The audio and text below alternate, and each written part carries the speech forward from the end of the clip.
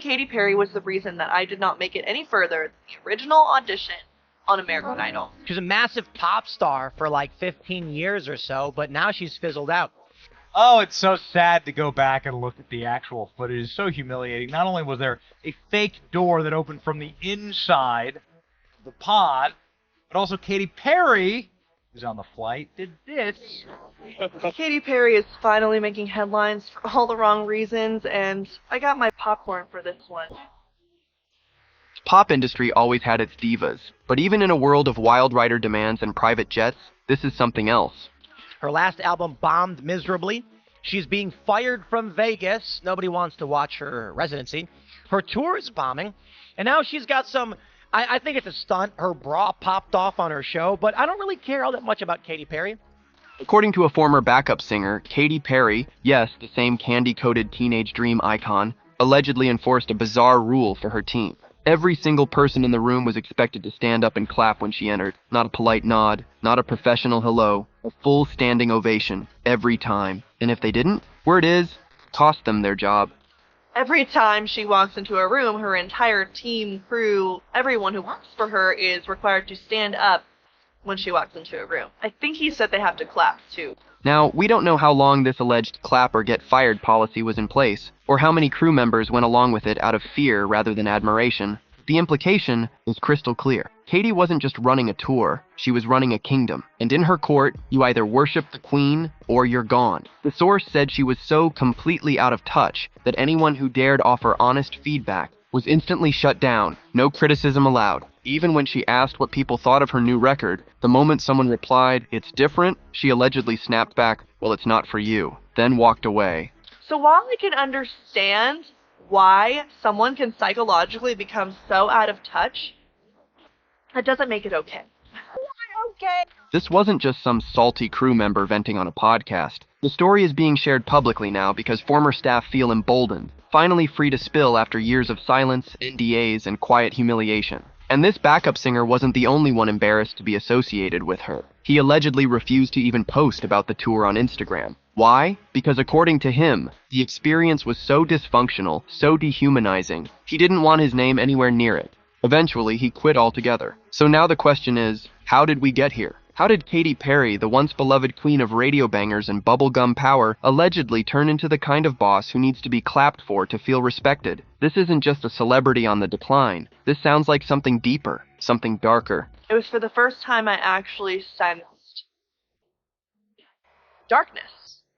I sensed darkness around her. And once we started digging, we realized this wasn't just about an ego spiral. It was the tip of a toxic iceberg. Once the clap rumors dropped, it didn't take long for more stories to bubble up, and they weren't pretty. Another former team member, who toured as a backup singer for Katy Perry, allegedly described the entire operation as out of touch, chaotic, and deeply insecure. According to him, no one on her team could be honest with her anymore, and if they tried, it didn't go well. Katy didn't want input. She wanted validation. And when that validation wasn't loud enough, when people didn't post about her on social media or pump up her image 24/7, management noticed. He claims he was even approached by Katy's team asking why he hadn't posted photos of himself on tour with her. You'd think being part of a global pop icon's tour would be a bragging right? Apparently not for this guy. His reason: I signed an NDA. Translation? He didn't want to be publicly associated with the show. Didn't want his name linked to what he allegedly described as a train wreck in slow motion. Eventually, he quit the tour, just walked away. But his stories didn't stop there. And it is surrender to the unknown, trust, and this whole journey is not just about going to space. Behind the scenes, he claimed Katy's vibe had gone from playful and quirky to controlling and cold. Her entire persona, he said, was borrowed. Frankenstein of old pop tropes, Bonnie McKee inspiration, and a cringy attempt at staying relevant. And when people didn't clap fast enough, when they gave even the tiniest note of real feedback, the door slammed shut. Katy allegedly refused to hear it, wouldn't even entertain the idea that maybe, just maybe, her latest projects weren't connecting. What's wild is that this all tracks with her public trajectory. The forced branding, the awkward performances, the desperate stunts. And all of it seems to come from a place of denial, a refusal to admit that the crown is slipping. But if what former crew members are saying is true, this isn't just a public meltdown.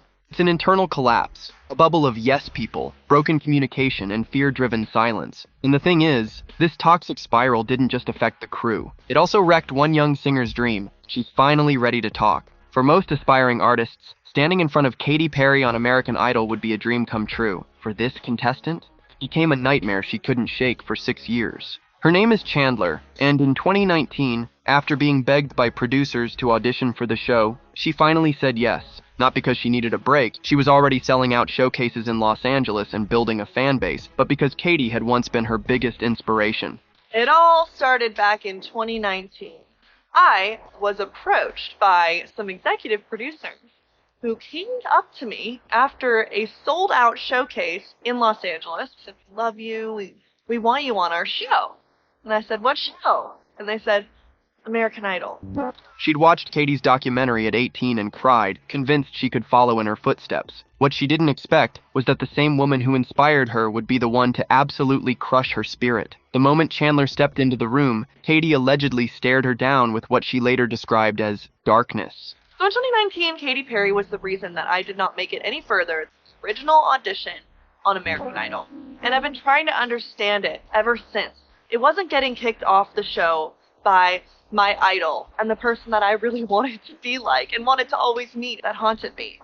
Lionel Richie and Luke Bryan sat there too, but they didn't say a word, not until Katy gave the signal. According to Chandler, it was clear Katy held all the power, and what came next only proved it. After one word, jazzy, Katy dismissed her. Said she didn't have the voice for a singing competition. No warmth, no encouragement, just cold, dismissive no, and then silence. What made it worse? Chandler had been forced to perform a song she hadn't chosen. Idol producers had handpicked one from her catalog, ignoring her instincts, ignoring her artistry. And to top it all off, her call time was 5 a.m., but she didn't perform until 8 p.m. No food, no water, no sunlight, no pay. She sat there, trapped in a building all day, nervous and dehydrated, all because Katy showed up late. And then I also had two friends that were employees of the show. They were production assistants, and they said, "Dude, Chandler, we wanted to wait till after your audition was done to tell you this, but Katy Perry is the worst." After the rejection, a camera was allegedly shoved in her face to capture the aftermath. Tears, confusion, humiliation. And for Chandler, it wasn't just a lost audition. It was a betrayal by someone she'd once idolized. For years, she questioned what went wrong. Why did Katy seem to enjoy rejecting her? Why did the entire experience feel so cruel? But it wasn't until 2025 that she realized she wasn't alone, that the cracks weren't just in her memory, they were everywhere. And the more she shared, the more former insiders started to whisper, Katy Perry isn't just falling off. She's been like this for a while. She went to Vegas, she went to space, she came back from space, she wants to go back to Vegas, but it's too late. It's my understanding that when you do the whole Vegas show thing, you're supposed to make Vegas like the last stop on the train, you know?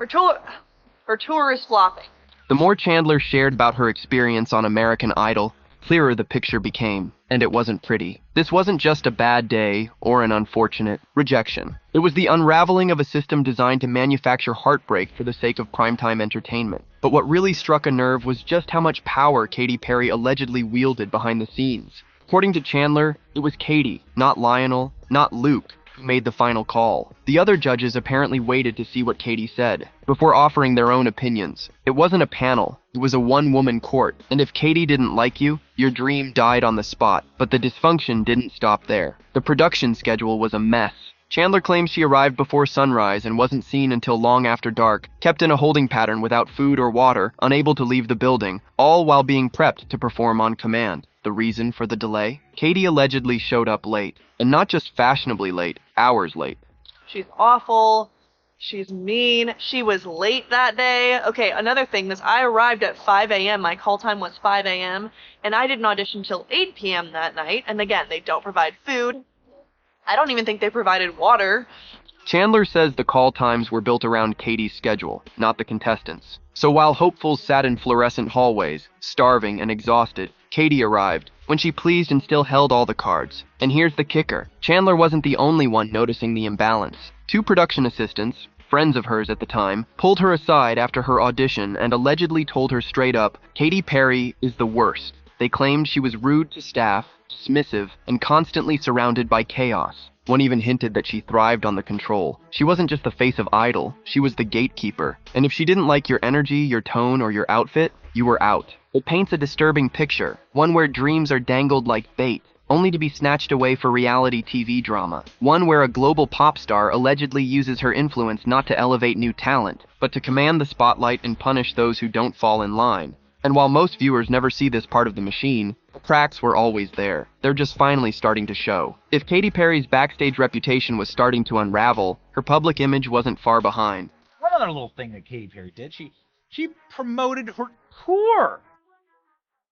Oh boy. It really makes you wonder here. Was that just what all this was about?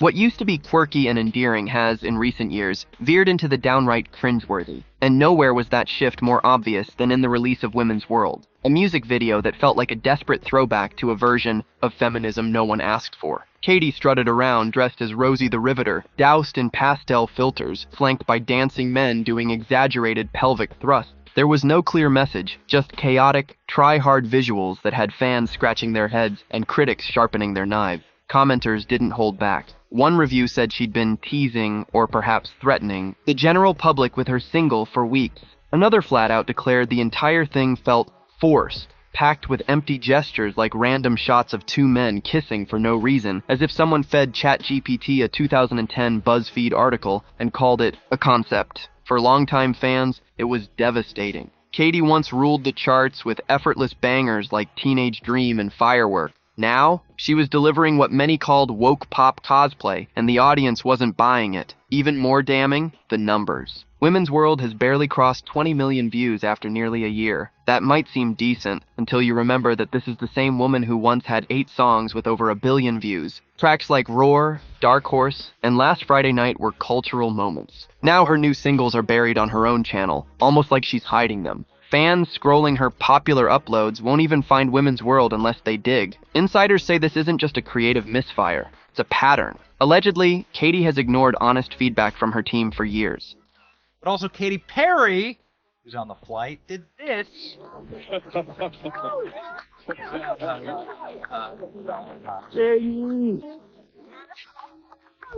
One former employee even claimed she stole much of her visual style and songwriting energy from Bonnie McKee, the ghost behind the glam. But now, without McKee, without a pulse on the culture, and without a generation of fans still clapping, Katy's trying to recreate magic with nothing but glitter and denial, and just when it seemed like her fall couldn't get more surreal, she reached for something outrageous. She went to space. Or at least, pretended to. There was a time when Katy Perry could drop into a stage wearing a cupcake bra and the world would cheer. But in 2024, she tried something bigger, bolder, more galactic. She boarded a Blue Origin rocket. Yes, Jeff Bezos' infamous phallic spaceship, for a historic all-women spaceflight that was supposed to inspire a generation. But what unfolded looked less like a triumph of female empowerment, and more like a parody. Critics and fans alike were left asking the same thing. Was this a mission to space? Or just a floating selfie shoot designed to save a failing tour? The optics were brutal. Instead of leading a crew of astronauts, Katy floated for 3 minutes, took promo pics in zero gravity, and recreated her own album cover while dramatically staring into the camera. She promoted her Lifetimes tour from the capsule. She kissed the ground after landing. She gave interviews about the spiritual journey, and somehow none of it felt real. The backlash was immediate. Social media users accused her of using a multi-million-dollar spaceflight as a PR stunt, a last-ditch attempt to inject relevance into a dying career. Up there with all the, What training different did you have to do? tools that I've learned in my life from it. Let's go ahead and watch all the tools that Katy Perry used while she was up on her mission as she flew an astronaut crew. Now. And it backfired, hard. Instead of boosting ticket sales, the tour rollout tanked. Critics panned the opening shows as lazy, half-baked, and rehearsal quality. Whole sections of stadiums appeared empty. Sources claimed her team was blocking off rows and manually upgrading seats just to hide how bad sales really were. She'd left Earth to elevate her brand, but returned to an even more devastating truth. The audience wasn't waiting. Even worse, the space trip itself was ridiculed as a glorified amusement ride. Experts noted that the capsule didn't even reach full orbit, meaning Katy technically never left the Earth's atmosphere. She floated for minutes, not hours, and had no control over the ship. It was all pre-programmed. Crew weren't astronauts. They were passengers, luggage with lipstick, And people noticed. They noticed the photo ops. They noticed the forced inspiration speeches. They noticed the fakeness. So if the goal was to look powerful, transcendent, unstoppable, the result was the opposite. Katy Perry didn't ascend to the stars. She crash-landed into the cultural void, exposed, out of touch, and mocked by the very public she hoped to impress. Vegas was supposed to be the victory lap, the final jewel in Katy Perry's crown, a luxurious residency at Resorts World, paying her up to $900,000 per show, backed by a bidding war between top-tier hotels. It had all the makings of a glittering comeback, but behind the flashing lights and oversized props, something was rotting. According to sources close to the venue, the entire thing turned out to be a disaster. Not just underwhelming, financially devastating. And now, Resorts World reportedly wants nothing to do with her ever again. The numbers didn't lie. For all the spectacle, the cartoonish set pieces, giant toilet stages, and neon-fueled nostalgia, the show just didn't sell. The hotel allegedly lost more money than it made during the run. One insider told News Nation the residency was a complete failure, and despite the initial buzz, Katy's ticket sales never met expectations. We haven't seen it. I want to see it myself.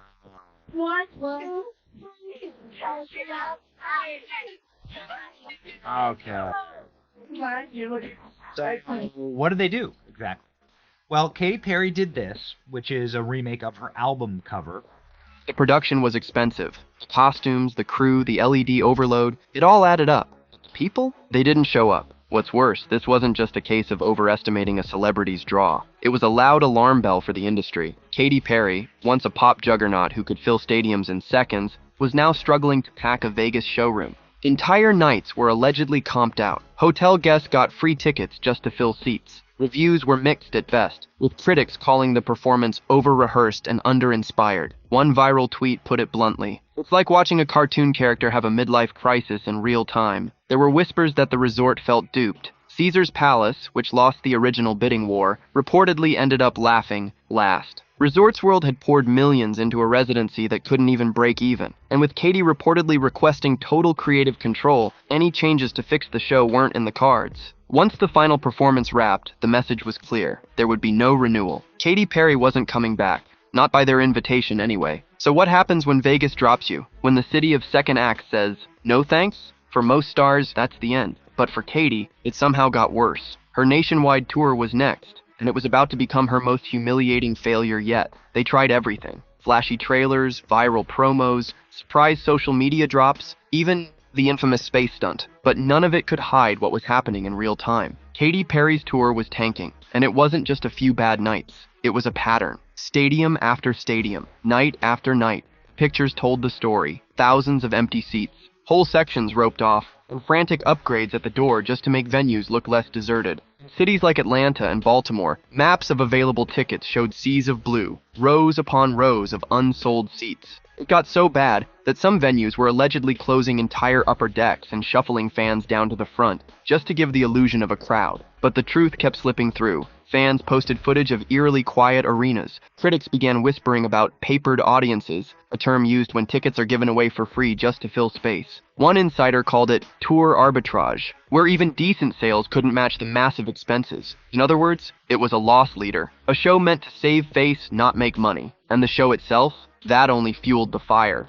Tell me everything you know, because I already met her and she's horrible. And he's like, dude, she's completely out of touch. No one's honest with her on her team, and the people who try to be honest with her, she rejects. Her whole persona was stolen from Bonnie McKee. Reports described the performances as strange, unfinished, and at times, deeply unserious. Choreography that looked like rehearsals. Staging that felt like parody. Wardrobe malfunctions that some speculated were planned just to spark headlines. And then, of course, there was Women's World. The awkward feminist anthem that became more of a meme than a moment. Fans didn't just skip the shows, they mocked them. Online threads turned her set list into punchlines. Her outfits were compared to space cosplay. One viral clip showed her eye glitching mid-performance, fueling bizarre theories and brutal memes. It wasn't just a flop. It was public unraveling, one venue at a time. But here's the thing. Katy wasn't alone in this crash. Some of the biggest pop stars of the last 2 decades were quietly facing the same crisis. Stadiums that once sold out in minutes were now offering tickets for $20.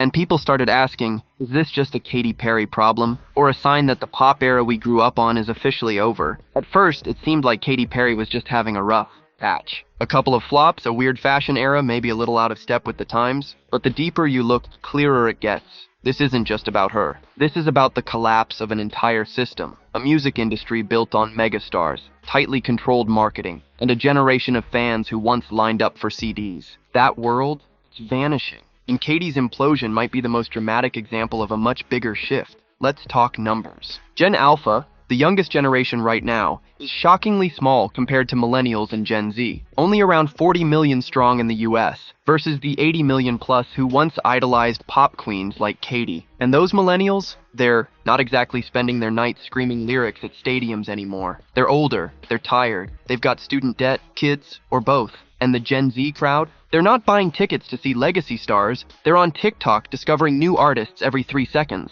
The pop monoculture is dead, and when younger stars do break through, think Sabrina Carpenter, Olivia Rodrigo, they're doing arenas, not stadiums. Smart, strategic, sized for the moment. Katy? She's still trying to fill venues built for Beyoncé and Taylor Swift at their peaks.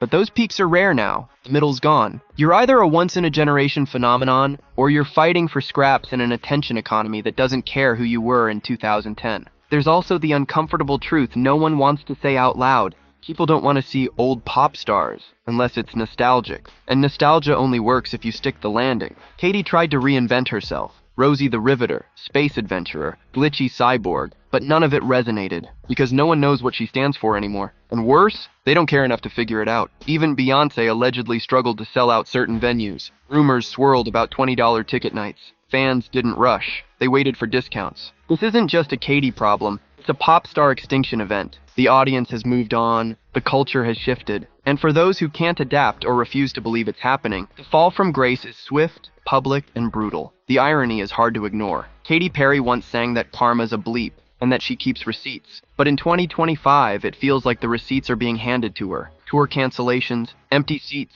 ex-staff speaking out, former fans telling their horror stories. The culture that once crowned her is now seemingly erasing her in real time. And if there's one thing everyone's quietly asking, it's this.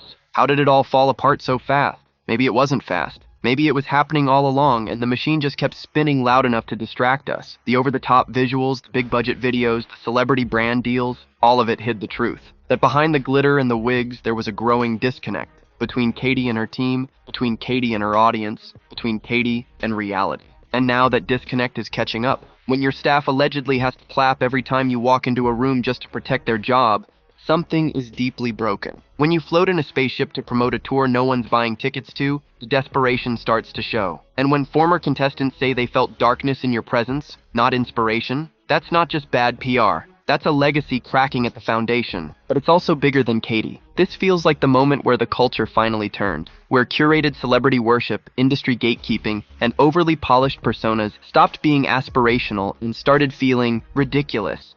People want authenticity now. They want artists who are grounded, vulnerable, unpredictable, not holograms in spacesuits singing pre-programmed anthems about empowerment no one asked for. So what happens next? Does Katy Perry retreat into silence? Reinvent herself for the 5th time? Or does she double down, strap on another LED bra, and keep spinning under the spotlight? Whatever she chooses, one thing is clear. The public isn't clapping anymore, no matter how loud her team begs them to. So here's the question for you. Do you think Katy's career can still be saved?